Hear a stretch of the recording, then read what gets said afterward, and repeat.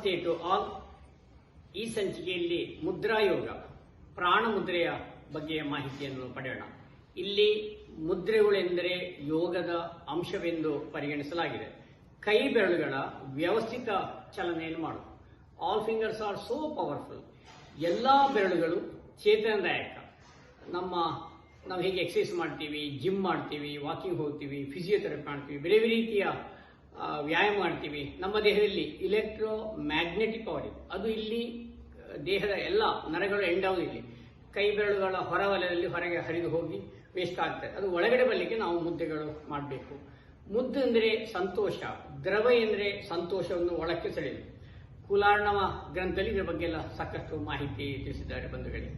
ಈಗ ಪ್ರಾಣ ಮುದ್ರೆಯ ಬಗ್ಗೆ ಮಾಹಿತಿ ತಿಳಿಯುವ ಮುಂಚೆ ಮುದ್ರೆಯ ಬಗ್ಗೆ ಇನ್ನಷ್ಟು ಮಾಹಿತಿಗಳನ್ನು ಪಡೆಯೋಣ. ಇಲ್ಲಿ ಪಂಚತತ್ವಗಳು, ನಮ್ಮ ದೇಹದಲ್ಲಿ ಪಂಚಭೂತಗಳಿವೆ. ಪಂಚಭೂತಗಳು 5 ಬೆರಳುಗಳನ್ನು ಪ್ರತಿನಿಧಿಸುತ್ತದೆ. ಅದರಲ್ಲಿ ಹೆಬ್ಬೆರಳಿನ ಹೆಡ್ ಆಫ್ ದಿ ಡಿಪಾರ್ಟ್ಮೆಂಟ್ ಅಂತ ಹೇಳ್ಬೋದು. ಇಲ್ಲಿ ಹೆಬ್ಬೆರಳು ಅಗ್ನಿತತ್ವ, ದೇಹದ ಉಷ್ಣಾಂಶ ಸರಿ ಮಾಡುವಂಥದ್ದು. ಆಮೇಲೆ ತೋರು ಬೆರಳು ಗಾಳಿ ತತ್ವ, ನಮ್ಮ ಏರ್ ಸರ್ಕ್ಯುಲೇಷನ್ ಏನು ಬ್ರೀದಿಂಗ್ ಎಲ್ಲ ಸರಿಯಾಗಿರುವಂಥದ್ದು, ಅದು ಮೇಂಟೈನ್ ಮಾಡೋ ಕೆಲಸ ಈ ಅಗ್ರಭಾಗದ ನರತಂತುಗಳಿಂದ ಆಗುವಂಥದ್ದು. ಆಮೇಲೆ ಮಧ್ಯದ ಬೆರಳು ಇದು ಮಧ್ಯದ ಬೆರಳು ಆಕಾಶ ತತ್ವ, ಅಂದರೆ ಬೋನ್ಗೆ ಸಂಬಂಧಪಟ್ಟ ವಿಷಯನ್ನೆಲ್ಲ ಸರಿ ಮಾಡುವಂಥದ್ದು, ಮತ್ತೆ ಮನಸ್ಸಿಗೆ ಸಂಬಂಧಪಟ್ಟ ವಿಷಯ ಸರಿ ಮಾಡೋದು. ಹಾಗೆ ಪೃಥ್ವಿತತ್ವ ಉಂಗುರ ಬೆರಳು. ಪೃಥ್ವಿತತ್ವ ಅಂದರೆ ಇದು ಭೂಮಿ, ಮಲ, ಮೂತ್ರ, ಕಣ್ಣೀರು ಇತ್ಯಾದಿಗಳನ್ನೆಲ್ಲ ಸಮರ್ಪಕವಾಗಿ ನಿರ್ವಹಿಸಲಿಕ್ಕೆ ಈ ಪೃಥ್ವಿತ್ವದಲ್ಲಿ ಸಹ ಸಹಾಯಕವಾಗುತ್ತದೆ. ಯಾಕೆಂದರೆ ನಮ್ಮ ದೇಹದಲ್ಲಿರುವ ಪ್ಯಾಂಕ್ರಿಯಾಸ್, ಮೇದೋಜೀರಕ ಗ್ರಂಥಿ, ಹಾಗೆ ಹಾರ್ಡ್ವೇರ್, ಬೋನ್ ಆರ್ಟಿಕಲ್ಸ್ ಎಲ್ಲ ಈ ಪೃಥ್ವಿತತ್ವ ಸರಿ ಮಾಡ್ತೇವೆ. ಕೊನೆಯ ಬೆರಳು ಚಿಕ್ಕ ಬೆರಳು, ಇದು ಮುಖ್ಯವಾಗಿ ಜಲತತ್ವ, ನಮ್ಮ ದೇಹದಲ್ಲಿರುವ ನೀರಿನ ಅಂಶ. ಈಗಾಗಲೇ ಹೇಳಿದಂತೆ ನಮ್ಮ ದೇಹದಲ್ಲಿರುವ ಮಲ, ಮೂತ್ರ, ಕಣ್ಣೀರು, ಸ್ಪರ್ಮ್, ಓವರಿ ಅದೆಲ್ಲ ಬ್ಯಾಲೆನ್ಸ್ ಮಾಡಿ ಇದು ಹೇಗೆ ಕೆಲಸ ನಿರ್ವಹಿಸಿದೆ ಅಂದರೆ, ಗಮನಿಸಿ ಬಂಧುಗಳೇ, ಎಲ್ಲಾ ಬೆರಳಿನ ಅಗ್ರಭಾಗದ ನರತಂತುಗಳು, ನರತಂತುಗಳು ನಮ್ಮ ಇಲ್ಲಿ ಬ್ರೈನ್ಗೆ ಅಟ್ಯಾಚ್ ಆಗಿದೆ. ಹೇಗೆ ನಾನು ಅಲ್ಲಿ ಸ್ವಿಚ್ ಹಾಕ್ತೀನಿ, ಸ್ವಿಚ್ ಹಾಕಿದ ಕೂಡಲೇ ಲೈಟ್ ಆನ್ ಆಗ್ತದೆ, ಕರೆಂಟ್ ಬಿಲ್ ಬರ್ತದೆ. ಸ್ವಿಚ್ ಆಫ್ ಆದ ಕೂಡಲೇ ಲೈಟ್ ಆಫ್ ಆಗ್ತದೆ, ಕರೆಂಟ್ ಬಿಲ್ ಬರ್ತದೆ. ಅದೇ ರೀತಿ ನಾನೀಗ ಉದಾಹರಣೆಗೆ ತೋರು ಬೆರಳು ಮತ್ತೆ ಹೆಬ್ಬೆರಳು ತುದಿ ಚಿನ್ ಮುದ್ರೆ ಮಾಡಿದೆ. ಅವಾಗ ನೋಡಿ, ಇಲ್ಲಿ ಅಗ್ರಭಾಗದ ನರತಂತುಗಳು ನಮ್ಮ ಬ್ರೈನ್ಗೆ ಅಟ್ಯಾಚ್ ಆಗಿದೆ. ಹಾಗಿದು ವರ್ಕೌಟ್ ಆಗುತ್ತೆ. ನಮ್ಮ ಕೈಯಲ್ಲಿ ನಮ್ಮ ಋಷಿಮುನಿಗಳು ಹೇಳ್ತಾರೆ, ಗ್ರಂಥಗಳಲ್ಲಿ ಉಲ್ಲೇಖ ಇದೆ, 12 ರಾಶಿಗಳಿವೆ, 27 ನಕ್ಷತ್ರಗಳಿವೆ, ನವಗ್ರಹಗಳಿವೆ, ಹಾಗೆ ಪಂಚತತ್ವಗಳಿವೆ. ಎಲ್ಲ ಈ ಪಂಚತತ್ವಗಳನ್ನು ಸಮತೋಲನ ಮಾಡಲಿಕ್ಕೆ ಈ ನಮಗೆ ಮುದ್ದೆಗಳು ಬಹಳ ಸಹಕಾರಿ. ಇದು ವೈಜ್ಞಾನಿಕವಾಗಿ ಸಹ ದೃಢಪಟ್ಟಿದೆ. ಕೆಲವೊಮ್ಮೆ ಯೋಗ ಮಾಡ್ಲಿಕ್ಕೆ ಆಗ್ತಾ ಇಲ್ಲ, ಎಕ್ಸರ್ಸೈಸ್ ಮಾಡ್ಲಿಕ್ಕೆ ಆಗ್ತಾ ಇಲ್ಲ, ಜಿಮ್ ಮಾಡ್ಲಿಕ್ಕೆ ಆಗ್ತಾ ಇಲ್ಲ, ಯಾವುದೇ ರೀತಿಯ ಫಿಸಿಯೋಥೆರಪಿ ಮಾಡ್ಲಿಕ್ಕೆ ಆಗ್ತಾ ಇಲ್ಲ ಅಂತವರಿಗೆ ಬಿಡುವಿನ ವೇಳೆಯಲ್ಲಿ ಈ ಮುದ್ರೆಯನ್ನು ಮಾಡೋದು. ಮುದ್ರೆ ಯಾವ ಹೊತ್ತಿಗೂ ಮಾಡಬಹುದು, any time, anywhere, any place. ಮಲಗಿಕೊಂಡು ಅಥವಾ ಕೊನೆ ಪಕ್ಷ ಚೇಳು ಕೂತ್ಕೊಂಡು ಯಾವುದೇ ಭಂಗಿಯಲ್ಲಿ ಕೂತ್ಕೊಂಡು ಸಹ ಮಾಡಬಹುದು.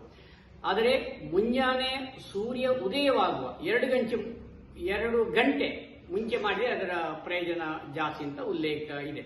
ಇದೀಗ ನಾವು ಪ್ರಾಣ ಮುದ್ರೆಯ ಬಗ್ಗೆಯ ಮಾಹಿತಿಯನ್ನು ಪಡೆಯೋಣ ಬಂಧುಗಳೇ. ಈ ಮುದ್ರೆ ಹೆಸರು ಪ್ರಾಣ ಮುದ್ರೆ. ಅಂದರೆ ಇಲ್ಲಿ ಹೆಬ್ಬೆರಳು, ಕಿರುಬೆರಳು ಮತ್ತೆ ಉಂಗುರ ಬೆರಳಿನ ಅಗ್ರಭಾಗದ ನರತಂತುಗಳು ಈ ರೀತಿ ಜೋಡಣೆ ಆಗಿದೆ. ಈ ಚಾರ್ಟ್ ಅಲ್ಲಿ ತಾವು ಗಮನಿಸಬಹುದು. ಇದು ಪ್ರಾಣ ಮುದ್ರೆ.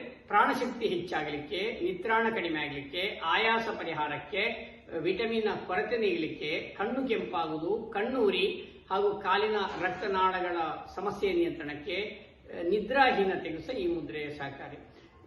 ಪಿತ್ತ ನಾಶಕ ಮುದ್ರೆ. ಪಿತ್ತದ ಅಂಶ ಹೆಚ್ಚಾದರೂ ಸಹ ಕೆಲವೊಮ್ಮೆ ನಿದ್ದೆ ಬರುವುದಿಲ್ಲ ಮತ್ತು ಇನ್ನೇನೋ ಬೇರೆ ಬೇರೆ ಕಾಯಿಲೆಗಳು ಬರುವ ಸಂಭವ ಜಾಸ್ತಿ ಇದೆ. ಅದಕ್ಕೋಸ್ಕರ ಡಿಕ್ರೀಸ್ ಇನ್ ದ ಪಿತ್ತ ಎಲಿಮೆಂಟ್ ಅನ್ನು ಕಮ್ಮಿ ಮಾಡಬೇಕಾದ್ರೆ ಈ ಪ್ರಾಣ ಮುದ್ರೆ ಸಹಕಾರಿ ಆಗ್ತದೆ. ಮುದ್ರೆಯನ್ನು ಯಾವುದೇ ಹೊತ್ತಲ್ಲಿ ಮಾಡುದು. ಆರಂಭದಲ್ಲಿ ಚಿಕಿತ್ಸಾ ರೂಪದಲ್ಲಿ ಪ್ರಥಮವಾಗಿ ನಾವು ಪ್ರಾಣ ಮುದ್ರೆ ಯಾವಾಗಲೂ ಮಾಡ್ತಾ ಇರ್ತೀವಿ. ಕೊನೆಯಲ್ಲಿ ಸಹ ನಾವು ಪುನಃ ಪ್ರಾಣ ಮುದ್ರೆ ಮಾಡಿ ಅಂತ ಹೇಳಿ ಆರಂಭದಲ್ಲಿ 10 ನಿಮಿಷ ಮಾಡಬಹುದು. ಆಮೇಲೆ ಸಮಸ್ಯೆ ಇದ್ದವರು 20 ನಿಮಿಷ, 40 ನಿಮಿಷ ಅಥವಾ 30 ನಿಮಿಷ ಎಲ್ಲ ಮಾಡಬಹುದು. ಕೊನೆ ಪಕ್ಷ ಒಂದು 10 ನಿಮಿಷ ಮಾಡಬೇಕು ಚಾರ್ಜ್ ಆಗಲಿಕ್ಕೆ. ಇದೊಂಥರ ಮೊಬೈಲ್ ಹೇಗೆ ಚಾರ್ಜ್ ಆಗ್ತೀವಿ ಹಾಗೆ ನಮ್ಮ ದೇಹವನ್ನು ಚಾರ್ಜ್ ಮಾಡಲಿಕ್ಕಿರೋದು ಪ್ರಾಣ ಮುದ್ರೆ. ಈ ಪ್ರಾಣ ಮುದ್ರೆ ಮಾಡುವುದರಿಂದ ವಿಟಮಿನ್ಗಳ ಕೊರತೆ ನೀಗಿಸ್ತದೆ. ಯಾಕೆಂದ್ರೆ ಅಲ್ಲಿ ಹೆಬ್ಬೆರಳಲ್ಲಿ ವಿಟಮಿನ್ ಇ ಅಬ್ಸರ್ವ್ ಆಗ್ತಾ ಇರ್ತದೆ. ಉಂಗುರ ಬೆರಳಲ್ಲಿ ವಿಟಮಿನ್ ಡಿ ಕಿರುಬೆರಳಲ್ಲಿ ಸಿ, ಹಾಗೆ ಆ ವೈಟಮಿನ್ಸ್ಗಳೆಲ್ಲ ಅಬ್ಸರ್ವ್ ಆಗ್ತಾ ಇರ್ತದೆ. ಆಮೇಲೆ ಇನ್ನೊಂದು ವಿಶೇಷತೆ ಏನು ಅಂದರೆ, ಈ ಮುದ್ರೆ ಮಾಡೋದ್ರಿಂದ ನಿತ್ರಾಣ, ಆಯಾಸ ಪರಿಹರಿಸಿಕೊಳ್ಳಿಕ್ಕೆ ಈ ಮುದ್ರೆ ಬಹಳ ಸಹಕಾರಿ ಆಗ್ತದೆ. ಹಾಗೆ ಇದು ಈಗಾಗಲೇ ಹೇಳಿದ ಪಿತ್ತನಾಶಕ ಮುದ್ರೆ.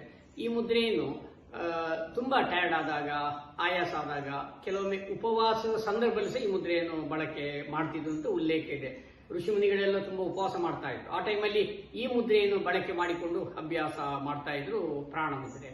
ಆದರೆ ಈ ಪ್ರಾಣ ಮುದ್ರೆಯನ್ನು ಅಭ್ಯಾಸ ಮಾಡೋದು ಫೆದರ್ ಟೈಪ್, ತುಂಬಾ ಮೆತ್ತಗೆ ಮಾಡಿ ನೋಡಿ. ಇನ್ನೊಮ್ಮೆ ಹೇಳ್ತೀನಿ, ಕಿರುಬೆರಳು, ಉಂಗುರ ಬೆರಳಿನ ಅಗ್ರಭಾಗ ಈ ರೀತಿ ಮಂಡಿ ಮೇಲೆ ಇಟ್ಟು ಹೀಗೆ ನಾವು ಅಭ್ಯಾಸ ಮಾಡಬೇಕು. Any time, anywhere, any place. ನೋಡಿ, ಈ ರೀತಿ ಪ್ರಾಣ ಮುದ್ರೆ.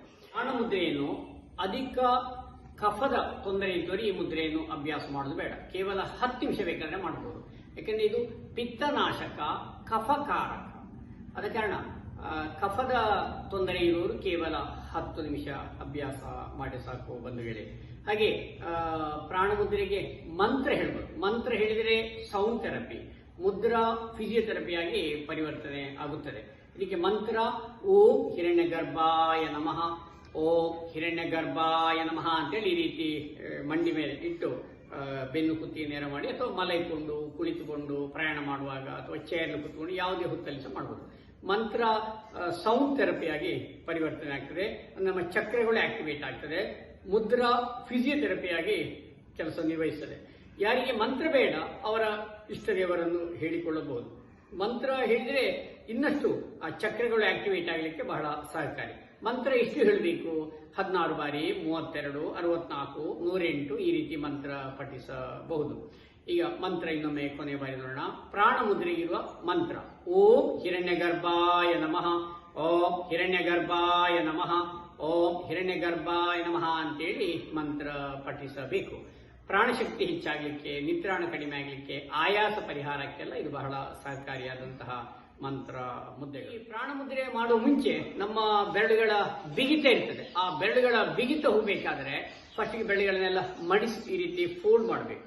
ಇಲ್ಲದೆ ಇನ್ನೊಂದು ಫಿಸಿಯೋಥೆರಪಿ ಎಕ್ಸರ್ಸೈಸ್ ನೋಡಿ. ಈ ರೀತಿ ಆರಂಭದಲ್ಲಿ ತೀರಾ ಕಷ್ಟವಾಗುವವರಿಗೆ ಕೆಲವೊಮ್ಮೆ ಮುದ್ರೆ ಮಾಡ್ಲಿಕ್ಕೆ ಆಗ್ತಾ ಇಲ್ಲ, ಕೊನೆಯ ಪಕ್ಷ ಈ ಬೆರಳನ್ನಾದರೂ ಈ ಫೋಲ್ಡ್ ಮಾಡ್ತಾ 3 ಬಾರಿ 6 ಬಾರಿ ಮಾಡಬೇಕು, ಅಥವಾ ಈ ರೀತಿ ಮಾಡಿಸ್ಬೇಕು. ಆಮೇಲೆ ಪ್ರಾಣ ಮುದ್ರೆ ಆರಂಭದಲ್ಲಿ ಸಾಮಾನ್ಯವಾಗಿ ಹೆಚ್ಚಾಗಿ ಮುದ್ರೆ ಪ್ರಾರಂಭ ಮಾಡುವಾಗ ಆರಂಭದಲ್ಲಿ ಪ್ರಥಮವಾಗಿ ಪ್ರಾಣ ಮುದ್ರೆ. ಇದಂತೂ ವಿದ್ಯಾರ್ಥಿಗಳಿಗೆ ಬಹಳ ಸಹಕಾರಿ, ನಿತ್ರಾಣ ಆಗ್ತದೆ, ಆಯಾಸ ಪರಿಹಾರ ಆಗಲಿಕ್ಕೆ, ಚಿಕ್ಕ ಮಕ್ಕಳ ಸ್ಪೆಕ್ಸು ಹೋಗಲಾಡಿಸ್ಬೇಕು. ಯಾಕಂದ್ರೆ ಕಣ್ಣು ಉರಿ, ಕಣ್ಣು ಕೆಂಪಾಗುವುದು, ಕಣ್ಣಿನ ಆರೋಗ್ಯಕ್ಕೂ ಸಹ ಬಹಳ ಒಳ್ಳೆಯದು ಅಂತೇಳಿ ಈ ಒಂದು ಮುದ್ರಾ ಶಾಸ್ತ್ರದಲ್ಲಿ ಉಲ್ಲೇಖ ಇದೆ ಬಂಧುಗಳೇ. ಇದಿಷ್ಟು ಪ್ರಾಣ ಮುದ್ರೆ ಬಗ್ಗೆಯ ಸಂಕ್ಷಿಪ್ತ ಮಾಹಿತಿಗಳು. ಆದರೆ ಪಕ್ಕ ಅರ್ಥ ಆಗದೇ ಇದ್ರೆ ಒಮ್ಮೆ ಗುರುಮುಖೇನ ಕಲಿತಿ ಮುದ್ರೆಯನ್ನು ಅಭ್ಯಾಸ ಮಾಡಬೇಕು. ಈ ಕೊನೆ ಪಕ್ಷ ಕೆಲವೊಮ್ಮೆ ರಾತ್ರಿ ನಿದ್ರೆ ಬಾರದೇ ಇದ್ರೆ ಈ ಮಲಗುವಾಗ ಸಹ ಈ ರೀತಿ ಮಲಗಿಕೊಂಡು ಸಹ ಒಂದು 10 ನಿಮಿಷ ಮಾಡುವಾಗ ಪಿತ್ತದ ಉಪದ್ರ ಇದೆ, ಆ ಪಿತ್ತ ನಾಶಕವಾಗಿ ನಿದ್ರೆ ಬಲಿಗೆ ಸಹ ಸಹಕಾರಿ ಆಗ್ತದೆ. ಇದಿಷ್ಟು ಪ್ರಾಣ ಮುದ್ರೆ ಬಗ್ಗೆಯ ಸಂಕ್ಷಿಪ್ತ ಮಾಹಿತಿಗಳು. ವಂದನೆಗಳು.